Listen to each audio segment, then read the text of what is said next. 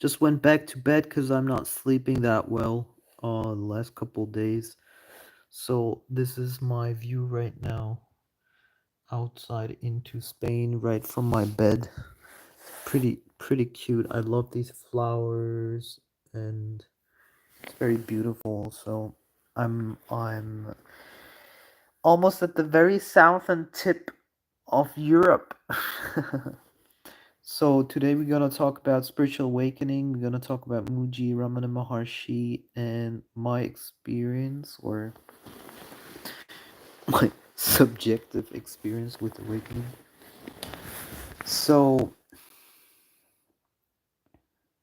my first or the first awakening experience was with in October 2015 with Mooji. I had been watching Mooji videos for a whole year at that time already, pretty much every day. So I would have watched Mooji from half an hour to maybe 2 hours on average per day, maybe 1 hour per day on average. And I was doing that for a whole year.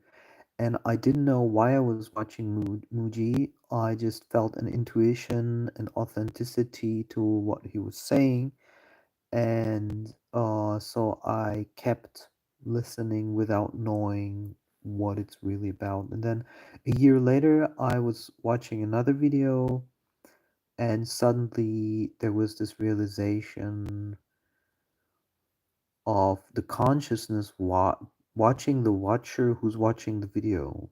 So I was kind of like, and at that point, I there was silence and spaciousness.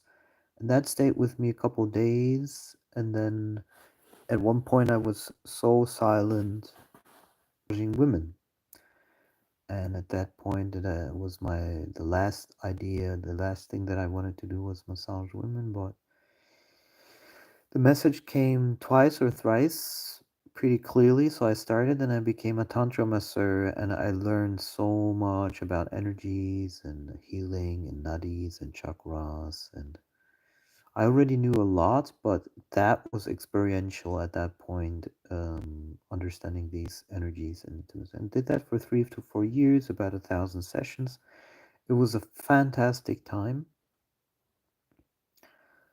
and uh, that came to a halt because of various reasons.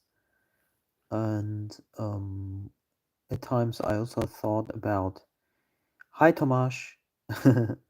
At times, I was thinking about stopping because it took a lot of energy to do those massages. And as a hypersensitive person, it's not always easy. And so I feel there's like kind of like this yo yo effect where I go, at times, there's a deep need of silence, not speaking, and just sitting and being aware. Other times, I feel like there's a need to be more active, and it seems like a yo-yo effect between those kind of energies.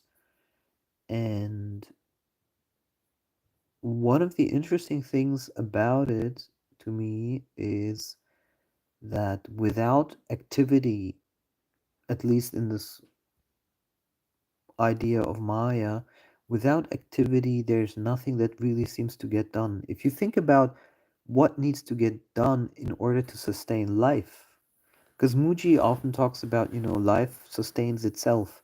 That hasn't been my experience. My experience has been that in order to sustain life, you have to exert tremendous amounts of effort, because if you want to eat the apple, you have to pick it from the tree. And depending on where you live, picking those apples from the tree, so to speak, is harder than it seems.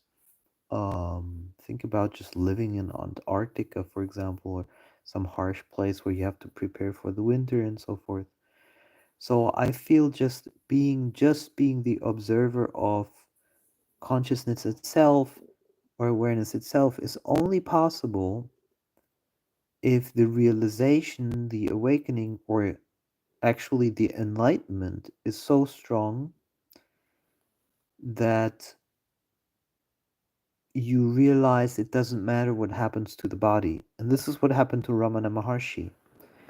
But it doesn't seem that that is what happened to Mooji, or maybe to Eckhart Tolle it happened. To Mooji it doesn't seem to be like that. And definitely not to Osho, where you're like, okay, I'm letting go of everything. I'm not doing anything anymore. Um, I feel if you think about the awakening of Ramana Maharshi as at least to the point where we know what has happened to him, is when he was very young, he thought he's gonna die. And so he lied down on the floor and he accepted that he's gonna die and he watched himself die in that sense. And he realized he's more than just the body at that moment. And I feel like his realization, his recognition of that he's more than just the body was so strong that his desire to eat or to sustain the body became very small. And this is actually also confirmed by people around him, where they kind of said, yeah, we almost needed to feed him because he wasn't just eating or something. So those kind of recognitions, those kind of awakenings, those kind of realizations are very, very strong. So imagine that you realize so strongly that you're not the body, that you feel that you don't need to eat anymore, that there's nothing that you need to do to sustain the body. And I believe that kind of enlightenment is very rare. But I also believe that it's not something that you can force. It's not like you can say, okay, I'm going to stay as much in awareness as I can in order to have the enlightenment where I realize I'm not the body anymore. I don't think that's how it happens. And with Eckhart Tolle and Ramana, it seems to be also a little bit with Sadhguru, but I don't put him in the same category. It seems as if there's a specific moment in time where there's so much power, so much energy coming through that clears the karma and makes way for that recognition.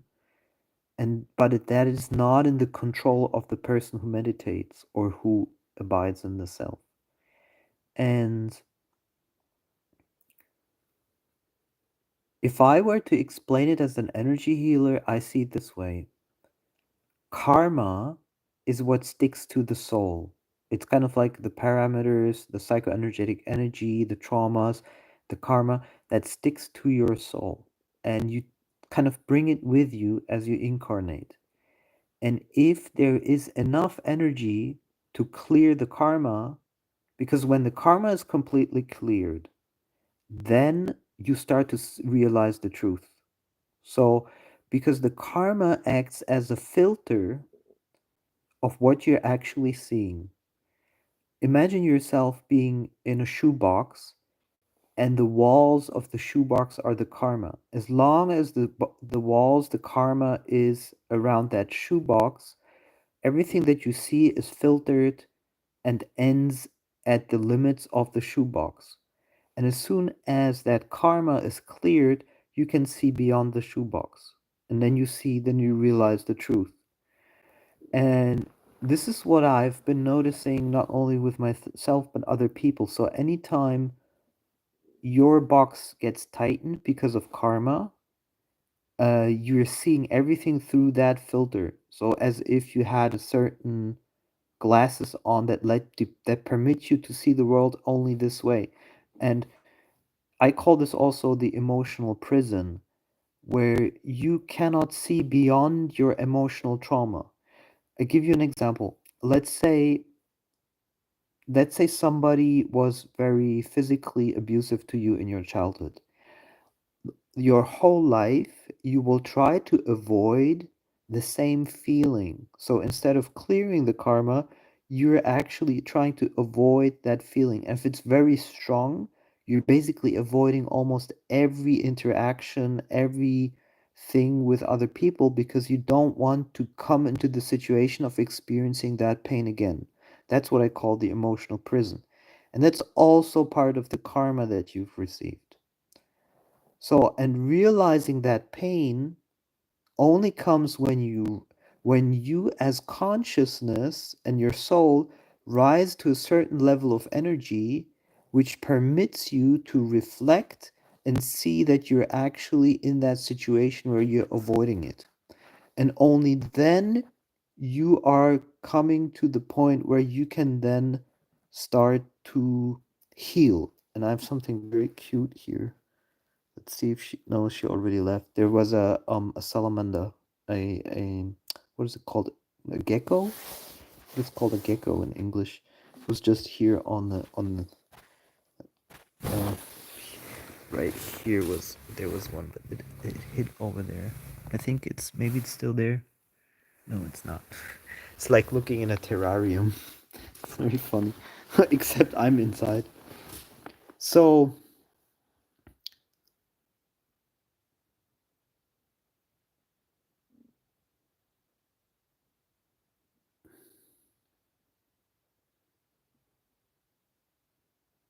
so basically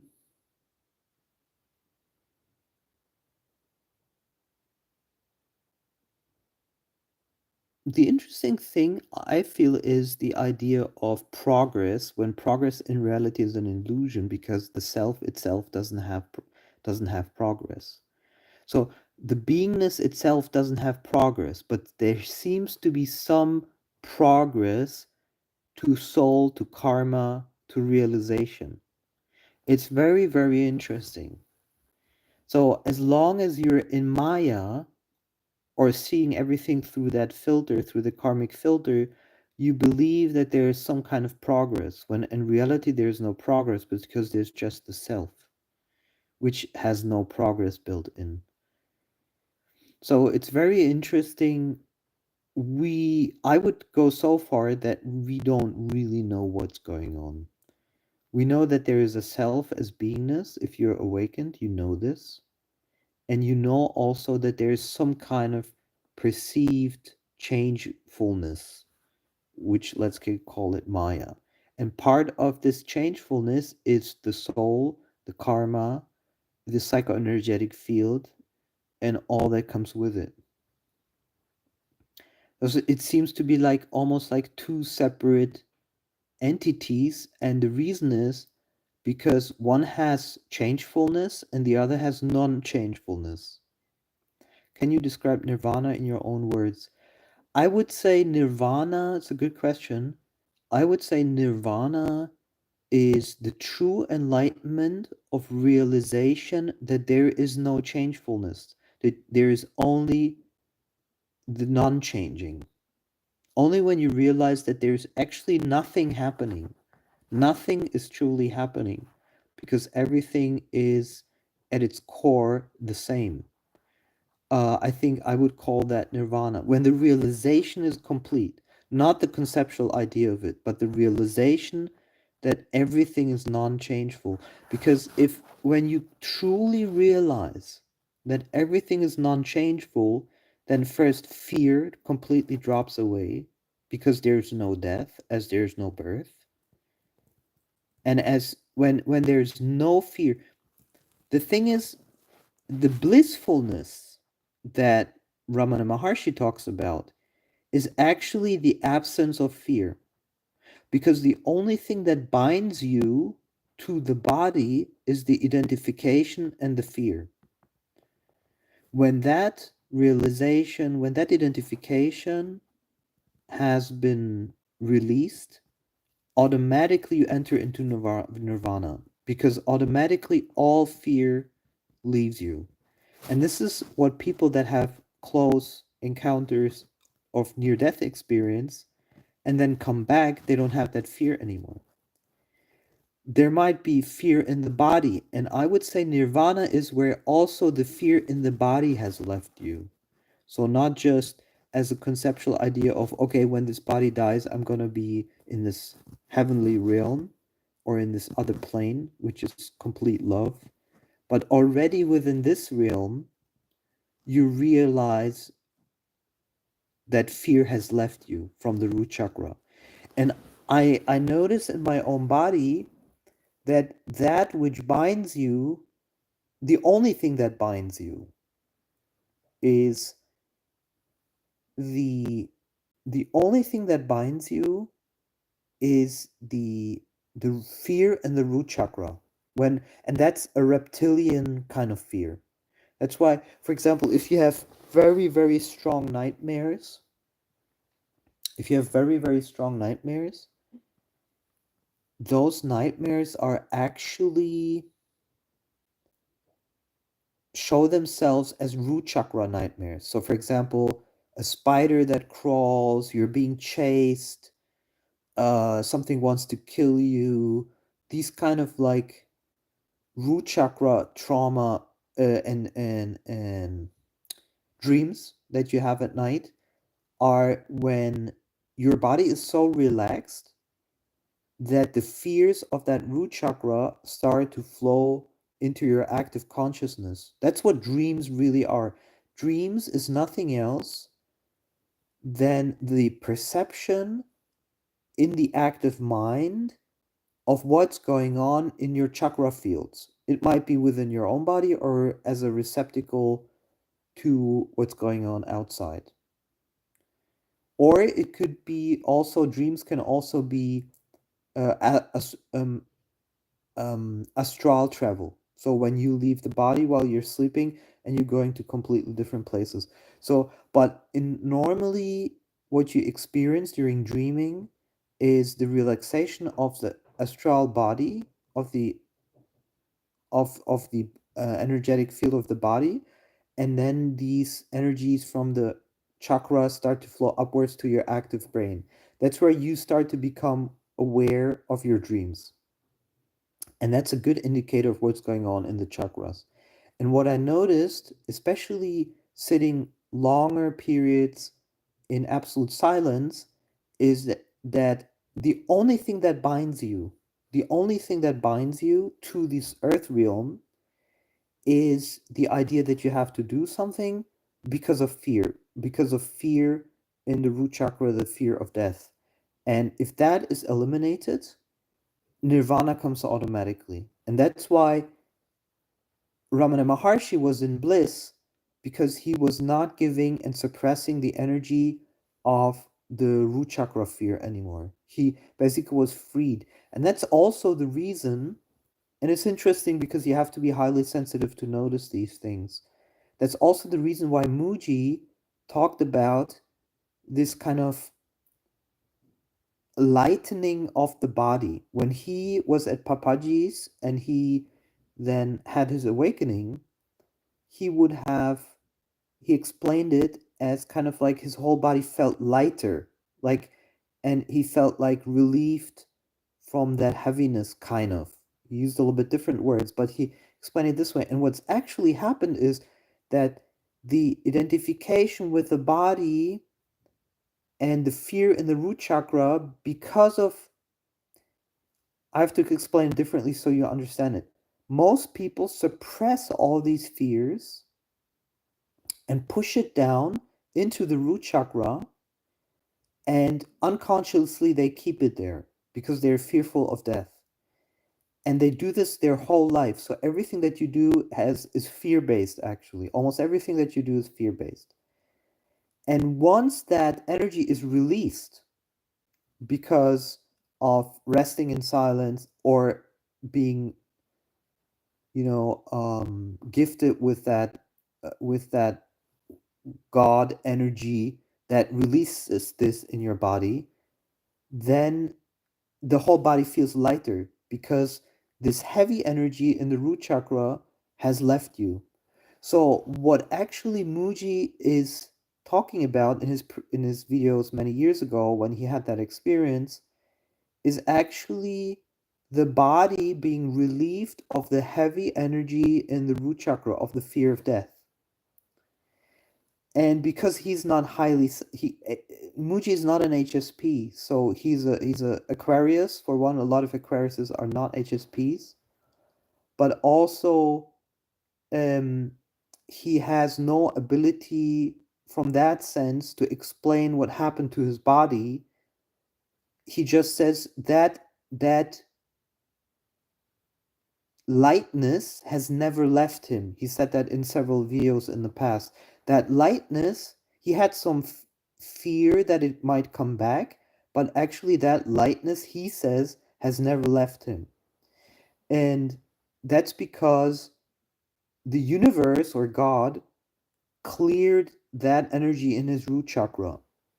And it's interesting, when you sit a long time in Vipassana, you will notice that you start to cry and a lot of stuff starts to come up. And it's basically, there's another great, there's a super good analogy explanation to what's happening. Imagine there's a stone in a river, okay? You're the stone, and the river is constantly flowing. And as hundreds of years go by, the stone gets shaped by the water. And the friction between the water and the stone is actually the crying. So, what's happening as you sit in silence and the water is the consciousness, flows through the body is being shaped into the form of consciousness, you could say. That's why people, when they sit in silence, they get cleansed and they get to cry out a lot of old stuff, a lot of old karma. Lately, I've been having a lot of bizarre dreams. Does that mean energies are being released in the root chakra? Probably. I say that the two types of dreams, like I said, it might be an energy from the outside. If it's very strong energy and you're picking up these energies, it might be from Akashic records or somewhere, or it's an experience of the chakras in your body. So it depends on the dream. If the dream is related to root chakra fear of death, which is, for example, running away, being chased, um, uh, anything that literally is existential fear, where you're trying to run, where you're afraid to be yourself or stay put. And it really depends on the dream. Which emotion are you experiencing in the dream? But almost everything in your natural existence is related to root chakra, the fear of death. And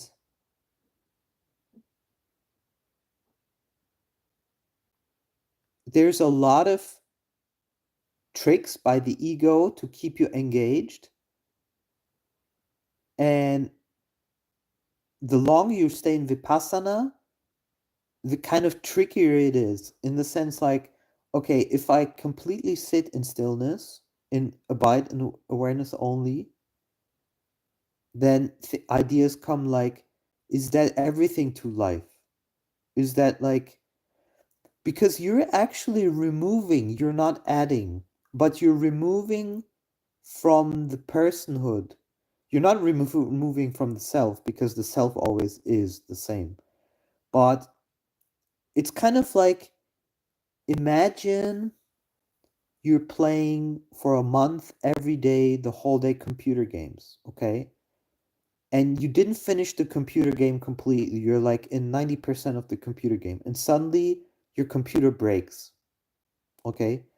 Then you have this feeling of unfinishedness.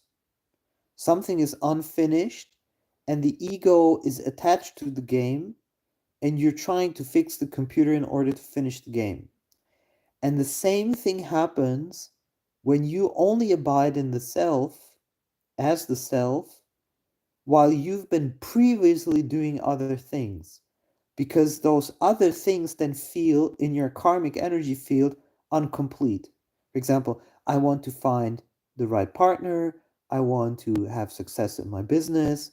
I want to, see my children grow up. I want to get pets. All of these kind of things. And those feel to the ego like they're unfinished when you abide in the self.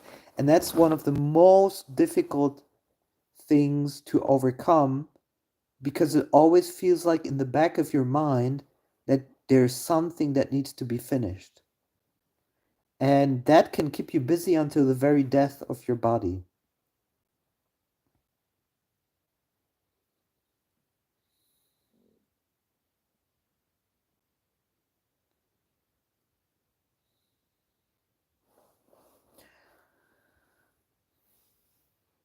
Is God's game eternal?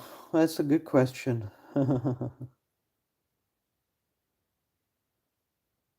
Yes, I think it is. I think it never stops, really. And I was even thinking it might be some type of prison, like an eternal prison. I remember, I don't know if it was Dune. I believe it was The Foundation. There is a series, sci-fi series called The Foundation, and I think it was in Foundation. And the ruler, who's like tyrannical, totalitarian ruler, or a bunch of rulers, they take a person prison. I believe it's a she, if I remember correctly, and she will get punished for eternity. They have like a special machine to keep her alive and punish her until eternity. And that scene is brutal. It's absolutely brutal. And what I realize is that this experience of life might be like an eternal punishment, that we're actually living in hell without realizing it. And there's no way to escape it because there is no outside. There's just the inside. It's basically like that, like the movie Matrix. Either you're in the cocoon or you eating maggots because you took the red pill. But there's only those two options. There's no third option. And it's actually almost like the opposite of claustrophobia, the fear of infinite prison. Because what makes life have sense is, let's say you need to go to prison, okay, and you go 10 years to prison. Whatever happens, those 10 years will eventually end. So whether you die in the prison or whether you get released, those 10 years will end. But what if the experience of everything is an eternal prison where you can never leave, and you just get reincarnated over and over and over and over and over again? And the interesting thing about organic life is that it has suffering built in. There is no one who gets birthed and then has a life without suffering. A life completely without suffering doesn't exist.